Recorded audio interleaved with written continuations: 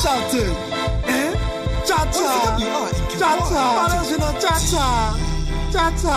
Anzo cha-cha. Cha-cha. Lion. Bounce cha-cha. Cha-cha. Cha-cha.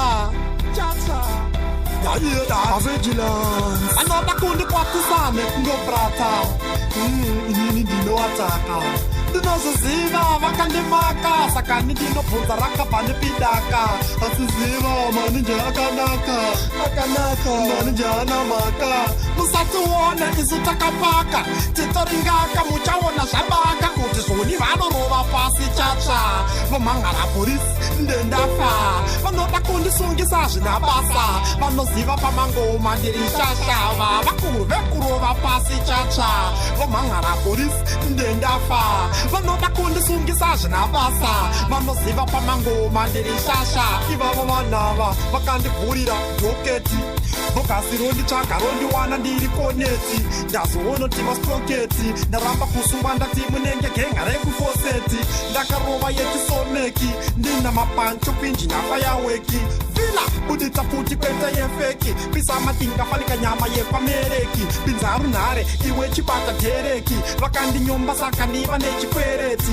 sakani vanoda kumborongwa stereki vochemasa madzimai ari mumateneti ava vanorova pasi chatsva vomhangara polisi ndendafa vanoda kundisungisa zvina basa vanoziva pamangoma ndiri shashava vakuru vekurova pasi chatsva vomhangara polisi ndendafa vanoda kundisungisa zvina basa vanoziva pamangoma ndiri shasha ivava vanhava vakati kuna takatiza vanofara vogaya chigayi idhiza ini ndinozviminipisa pavanhu nekuti pandiri ndivo vakandiisa usambotraya kundibvisa ndinokuvhejera iwe mageto yudza nokurwisa ndichangoramba ndichipisa ndichingorununura ngoma iyi ichirinzwisa inini twangu twakwidza ndinokupfekedza bhutsu oflaya pasina vhiza chitongoramba uchitiza ndikakubata uchaoma semvura iri mufriza rova pasi chatsva vomhangara polisi ndendafa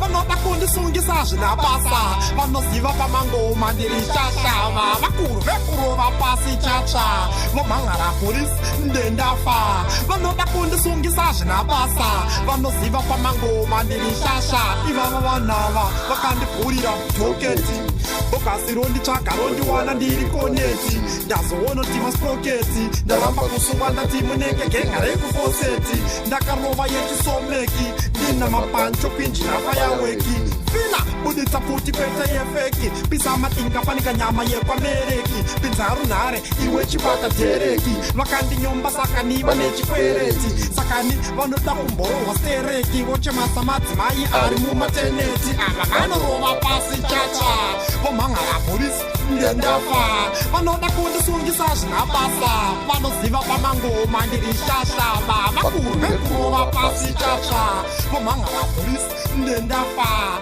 vanoda kundisungisa zvina basa. Good morning, good morning, good morning, good people. My name is DJ Holy and welcome to Point 5 Creative Studios.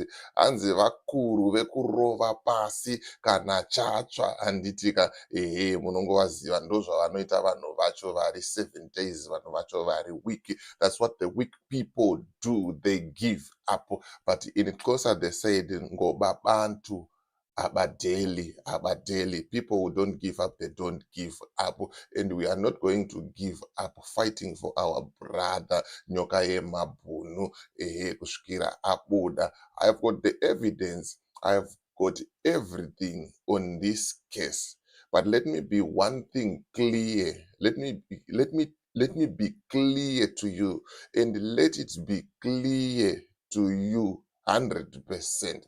There's a guy called Apostle Makore who came online and said he's got the documents and he has given the documents to DJ Holy and Kuli and TV, and they are going to show you the documents. One, I don't need an endorsement from someone who supports ZANU-PF.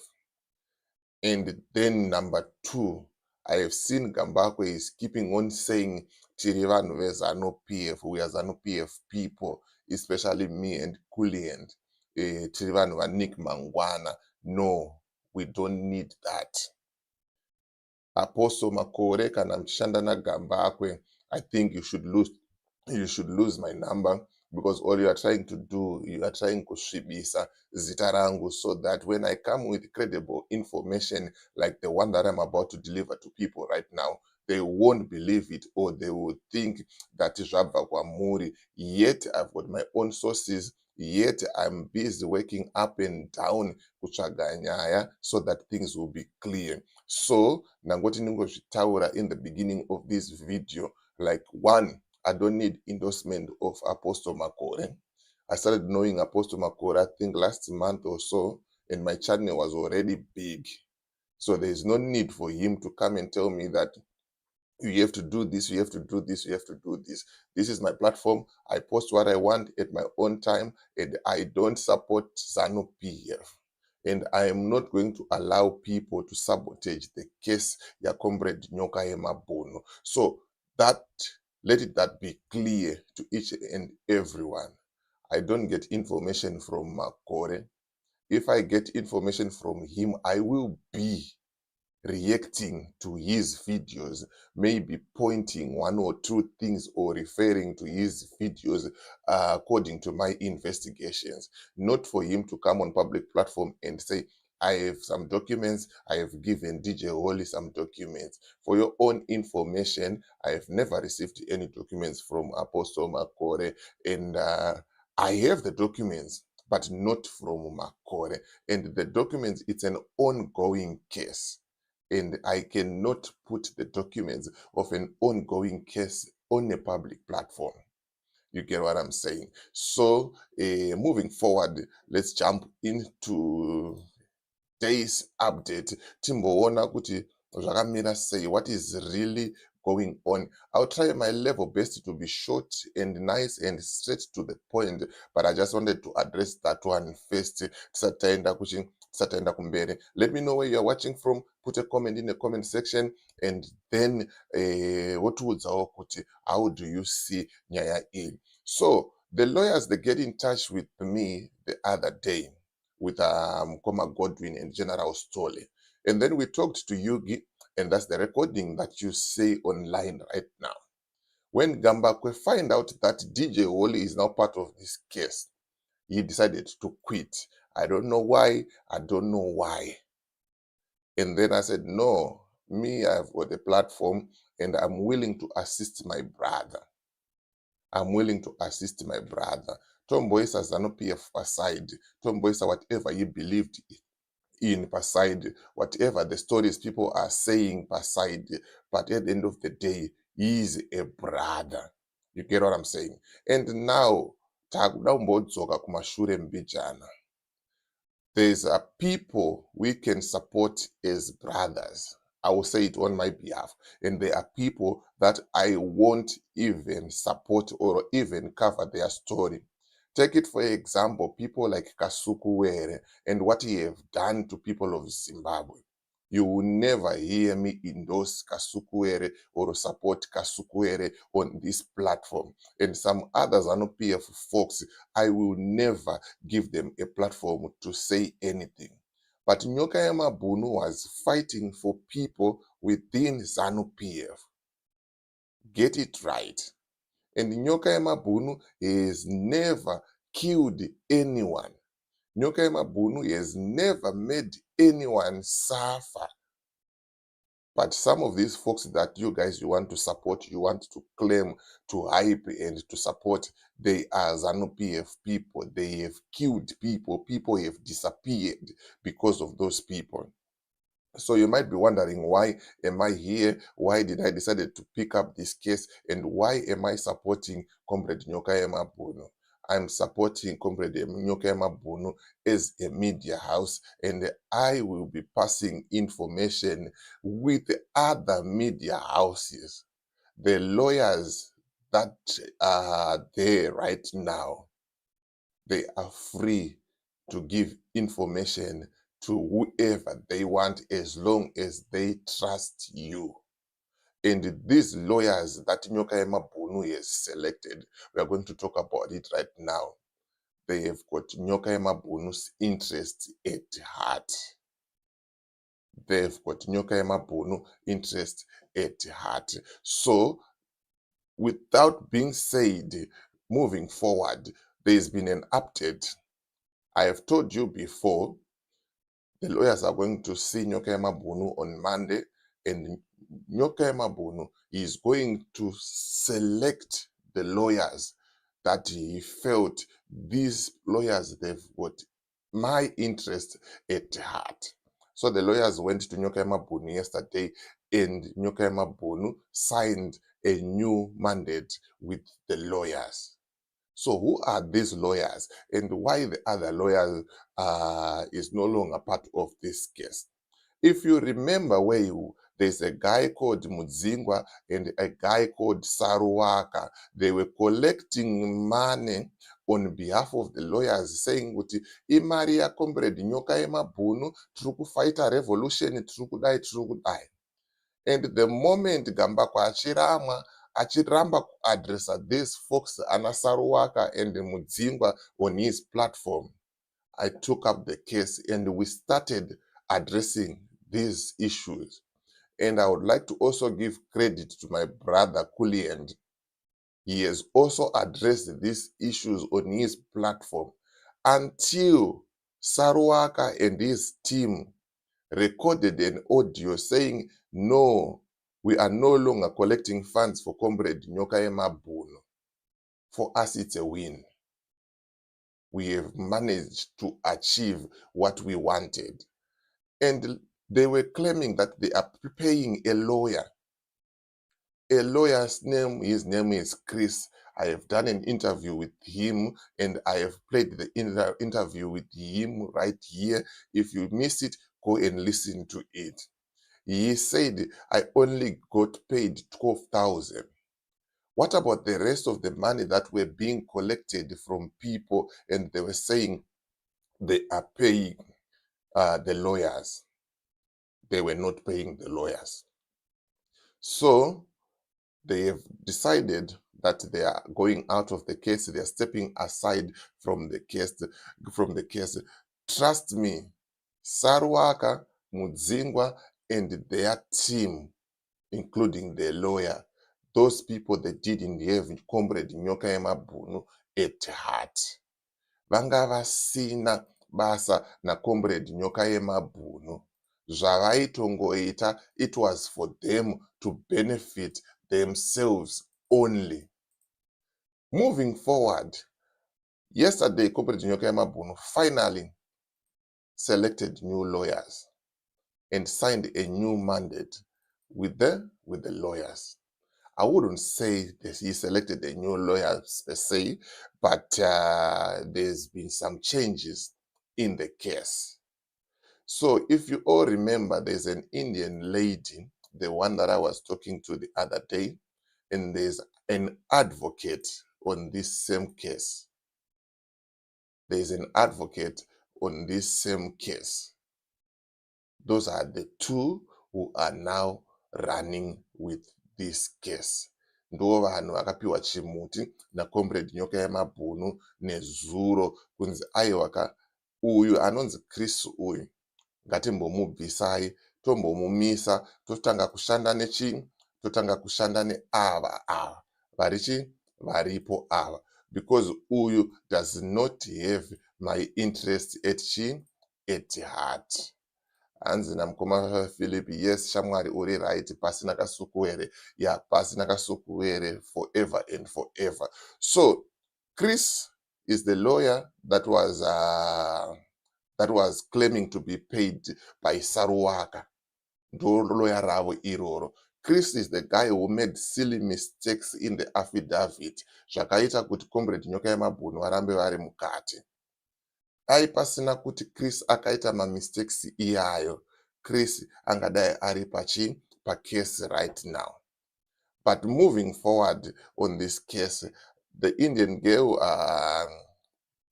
Yugi and the advocate Sherelle, they are the ones who are now responsible for this case. They are the ones who are taking a lead for this case. These are not Zimbabwean people. These are South Africans. They are not involved in Zimbabwean politics. These are just people. Whatever Pardon was saying, Gambakwe, that the lawyers are being compromised, it's a lie. And I've got the proof, I've got the evidence, everything I have. So without wasting much of your time, this is what I just wanted to come to you and tell you, kuti guys, ndozviri kuitika zvamanje manje. And also, if you listen to the interview that we did with Nyokayemabhunu on Coolant's platform, there is a guy that claims that him and some of his friends, they donated money to Pardon. Yet Pardon is coming on public record saying, kuti, inini, I've never received any funds from anyone. Zvinova zvinhu zvakaita sei, zvinova zvinhu zvakashata izvozvo, zvinova zvinhu zvisina kunaka. You have to be clear with yourself, and you have to be honest with yourself. People vakakupa mari, I know hatisi kuramba takakutsoma zvedu kuti wakazoishandisei mari iyoyo, it's none of our business. Hatitomborina kana chibasa nazvo izvozvo, hatitomborina basa nazvo izvozvo handiti. Right, let me see here. I've got some voice note that I'm looking for, and then I just want to play for you. And then ndomba ndabvisika zvangu panapa handitika.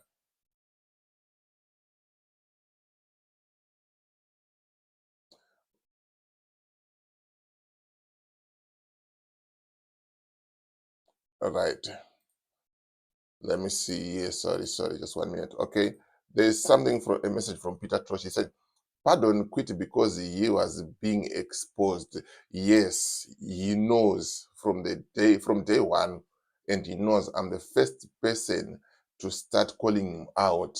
That's why you see zvichita kunge ndakamuvenga kana kuti chii, but a long time achinyepera vanhu, lying to the people kuti zvikazoti Mnangagwa aenda, Mnangagwa adai, so of which it was bad. Hazvina kunaka zvinhu izvozvo. You just need to be honest. If you don't have stories to report, you can just look for stories anyway. Stories aripo, haumbofa wakapererwa nenyaya dzekuripota. But nyaya yekuda kuzoti unoripota maexclusive, unoita sei, ndo pakaita sei pakadhakwa ipapo. So that is the update that I'm having right now. Nyokayemabhunu finally signed a mandate, and Nyokayemabhunu akuchimhanyirwa chinhu ichi with the foreign lawyers. Ndosaka manzwa pekutanga kwevidhio ndaimisa song yekuti anzi vanorova pasi kana chatsva. The Mdzingwas, they are out of this case. Saruwaka is out of this case. He's now busy with this revolution. If you want to go there and donate money, go and donate money at your own risk, and we'll be giving you right platforms if you want to assist Comrade Nyokayemabhunu. And the other thing, don't think that if you don't want to assist Comrade Nyokayemabhunu, we will not pay the lawyers, or the people behind we won't pay the lawyers. The lawyers will still get paid. But I know there are Zimbabweans who've got Comrade Nyokayemabhunu at heart. They will always support. And the other thing, let me address this also. There was a circular saying that the money must be transferred to the lawyer's account. They finally agreed that Mkoma Godwin, the one who has been paying the advocate, is now responsible for fundraising. I will make time and bring him on the platform, and then he shares what he thinks needs to be done, because Comrade Nyokayemabhunu speaks for himself, and he said, I trust Godwin, to do the fundraising. So Mkoma Godwin is going to come on the platform wokutsanangurirai kuti how this case is going. But Chris is out of the case. Saruwako is out of the case. Zvakawanda zviri kutaurwa nana Apostle Makore kuti vakatipa information, vakandipa chakati, and Gambako achitaurawo nekusaidi kwake ndezvekwavo izvozvo netimu yavo. Ini ndakakuudzai kuti inini ndinoita zvinhu zvangu panapa, and then tinoita sei, tinongodzifambira nyaya dzacho zvakadaro handitika. So let me play you this audio quickly before I go, because I wanted to make this video as short as possible. Thanks DJ Wodi for update. Thanks mwana wamai. Ka ndo anonzi mabasa aya akanaka amuri kuita. Akona akuna chinhu cha I just hope kuti hazvisiri izvo DJ Wodi zvokuti muchinda uyu aita zviri kunge zvoda kubuda pachena apa kuti pane mari dzevamwe dzakatora, because anogara achitaura inini handina kana sendi remunhu ndakatora. Tumwe maplatforms twese kuti tunonyarara because of 30 pieces of silver vakatengesa. Ana azimu ayi anosimba chikanza vakatengesa ivo vana vese ava, of course anenge akuinclude mimi manditi. But varume, no, it can't be. I just hope kuti hazvisiri izvo. But kana uchinzwa kutaurwa ndiri kuita, ndiri kuplaya what you call an advocate's role. I'm playing the devil advocate's role. Hazvisiri izvo. Hatitati haiti izvo muchinda ane mari dzake uye. Damn! Thanks DJ Wally. Right, muri kunzwa vamwe vanhu vari in shock. Ndopandogara ndichitaura paya ndichiti politics nezvinhu zvinenge zvichiitika izvi, musawanzotrusta vanhu nemwoyo 100%, because tomorrow nyaya dzakadai so dzinotanga kubuda, munonyarira pai, munozozviita sei? Musatruste vanhu nemwoyo zvekuti munobva maperera kudaro. Hazviko zvinhu zvakadaro handitika. Unozonyarira kupi kana mangwana wakuzonzwa kunzi Rumbi akapiwa mari nakasukuwere. Tomudedza kuti come and answer my questions. Otadza kuti answer and she's being emotional for no reason. Unozonzwa sei wakunzwa nzi Gambakwe akadya mari yaaipiwa yaidonetwa nevanhu for comrade Nyokayemabhunu.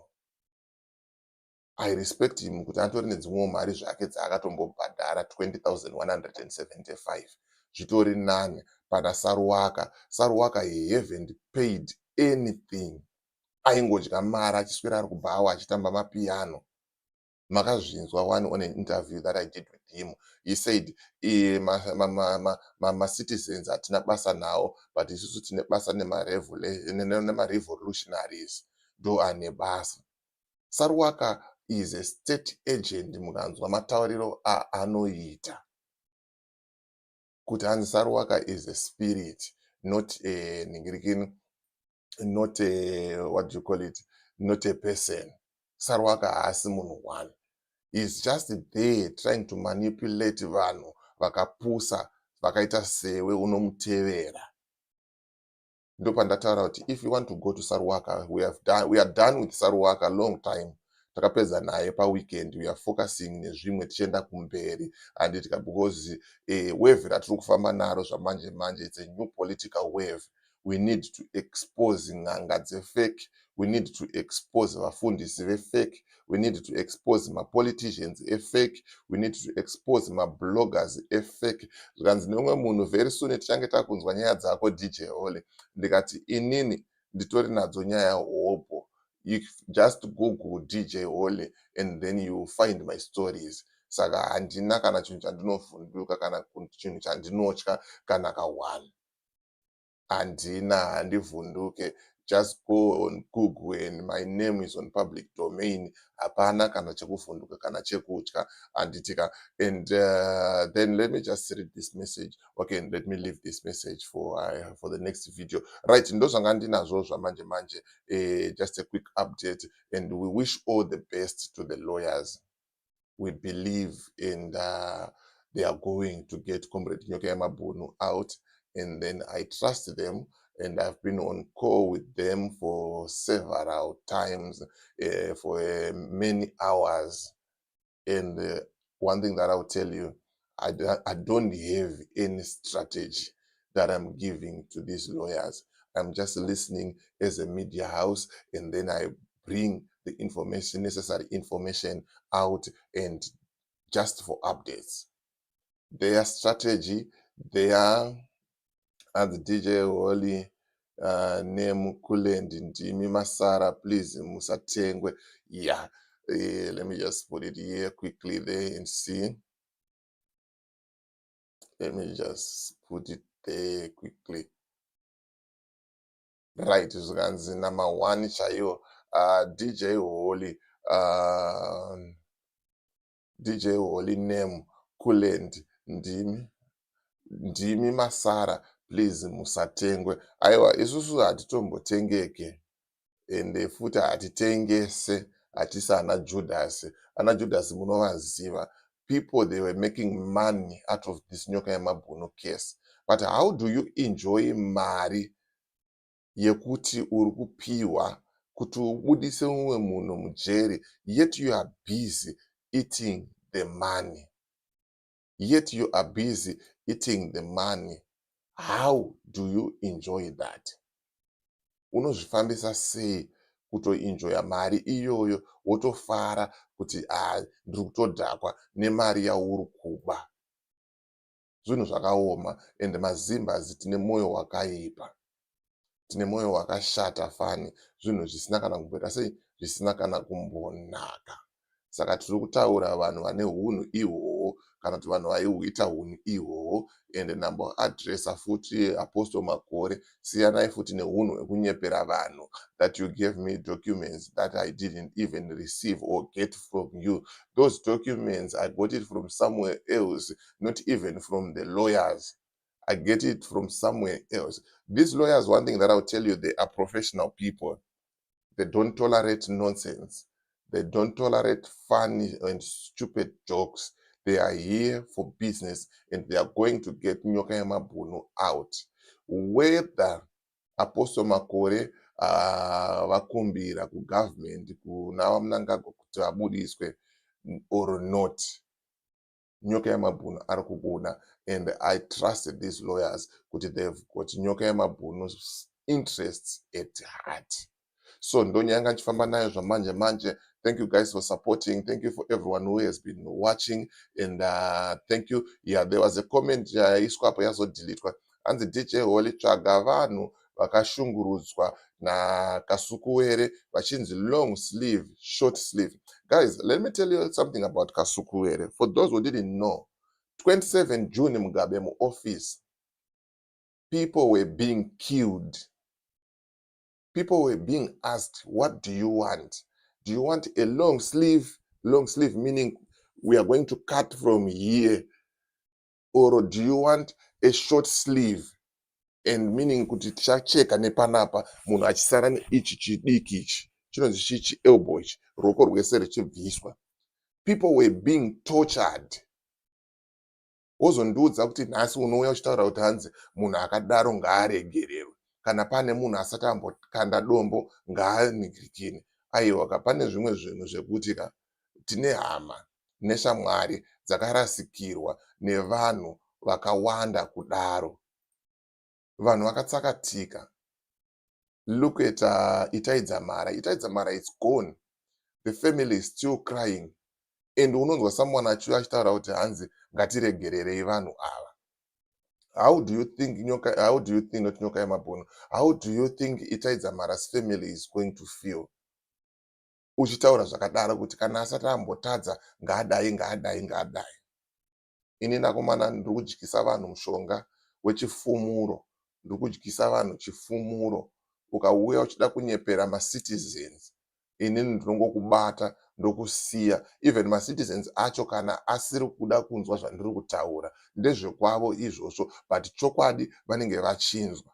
Kasukuwere akaitira vanhu utsinye usingaite, vanhu vachigurwa maoko, vanhu vachipiswa nemaplastiki nemayuthi kumabhesi. Kasukuwere ari in charge, vachirana zvimaoperation zvavo izvozvo. Right now wouya papublic platform wotaurira vanhu kuti hanzi musadaro, ngatisapotanei, muri kuda change sei muchitadza kuregerera. Kuregerera ani? Pane zvimwe zvekuti tinoda kuda kunyengererana. Kana munhu wakangopiwa mari chingoita zvinhu zvaunoita nemari dzaunenge wakapiwa ikoko, woregedza kuda kutora kuraura vana veZimbabwe. It's a shame. Unotoona vamwe vanhu vakawanda vanototeera zvinhu zvakadaro, vachitotaura kuti zveshuwa. And wave riri kushandiswa nemapoliticians nemafake bloggers amazuva ano nemafake nhingiririkini mayoutubers ariko aya vari kushandisa shoko raMwari. The moment yavanotiona tichiuya pama-live stream anaya tichinwa bhiya, tinenge titori vanhu vakashata. Even kumaziso evanhu vese vari kuona futi panapa munenge mutoti naHoli vanodhakwa ava, ana nhingi vanodhakwa pamasini avo kana avanenge vachiita vanenge vakadhakwa. Ivo vanobva vauya kubva kuti the Bible of the Lord said, vachitaura chirungu vachiita sei, mamati yes my sister. And kuna vamwe vanenge vane nyere zvavo vachingonakirwa nekuona mazifese emachembere ezanu PF achitweka online, vobva vazvifunga kuti ndo vanhu chaivo chaivo, ndo zvimoko zvekusapota. Don't use your small head to think, wakomana. Use your big head to think. Munyatsoona kuti nyika haina kumira zvakanaka iyi. Things are not well in the country. Inini ndakataura ndikati ndivengei zvenyu, but it's better for me kuti ndimire ndiri one with my 10 subscribers ndichitaura chokwadi than kuti ndinyepere vanhu with my 1000 subscribers. And panapa ndogara ndichitaura and handisi kuzomira kuramba ndichitaura izvozvo. If you feel like you are not comfortable with the content that I'm bringing, there is an option iripo to unsubscribe. To make matters worse, I've got more than 50,000 people who watches my content that haven't subscribed. Vanongouya vachiwacha vachienda chete, but havana kusubscribe. So, if you don't feel comfortable, if you think kuti blogger ndiye wandinoda sei akazoramwa kesi akaramwiswa because DJ Holly vanga involved, DJ Holly munhu wezanu PF, ndinongokukumbirawo nemutsa netsitsi dzaMwari, please go to that blogger, enjoy, and then wosiyanawo neni panapa with the people vanoda kuudzwa chokwadi, with the people vanoda kuenda kumberi. Problem yatinoita mazimba, tinononokera kuona zvinhu zvisati zvaitika. Munozoda kuti zvinhu kana zvaitika muzotanga kutaura kuti but Holly akatombotiudza, of which is bad. Right now, Nyokayemabhunu is going to get justice because there is no one who is going to sabotage his case. How can you claim to have 25 years of experience uchiita zvinhu izvi, yet you make simple mistakes akadaro? Ndo zvinhu zvakaita kuti Comrade Nyokayemabhunu vanyure. But don't worry, musi wa15 nyaya iri kuenda kukoti. Don't worry, I will be bringing in my updates on this case. Don't worry, if the lawyers trust you, they will give you update from your platforms. These are not my lawyers. These are not my lawyers. I'm not the one who's paying these lawyers. The people of Zimbabwe and some generous people who are paying the lawyers. And the lawyers, they are independent, free. They are freelancer when it comes to media houses. They don't belong to 0.5 creative studios. I don't personalize the lawyers because I have nothing to hide from the lawyers. So if you feel you're a media house, you want to have a word with the lawyers, get in touch with me. I will talk to them. You do the interview if they are comfortable with your platform. That's all. Simple and straightforward. If you want to help, you get in touch with me. I will let you meet the right persons and then Makutomanya. Nyokayemabhunu himself, he has selected these lawyers and they have signed a new mandate. Chris, Saruwaka, Mudzingwa, and their team, they are no longer part of this Nyokayemabhunu case.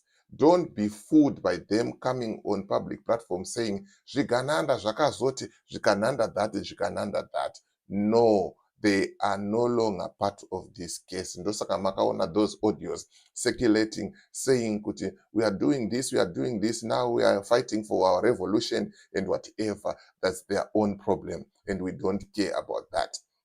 If you want to support us, we are focusing on Comrade Nyokayemabhunu. And I personally, I believe justice is going to be served on this case. So don't listen kune vanhu vakarangwa case. Don't listen kune vanhu vasiri kuziva zvavari kuita. Don't listen kuvakuru vekurova pasi kana chaita sei kana chatsva. Handitika ndo vakuru vacho vanorova pasi kana chaita sei kana chatsva ivava. Not shouting. Chacha. Chacha. Parashino chacha. Chacha. Anzo chacha. Chacha. Lion. Bauze chacha. Chacha. Chacha. Chacha. Yayeda vigilance. Another kundi kwa kusane ngo brata. Inini dino ataka.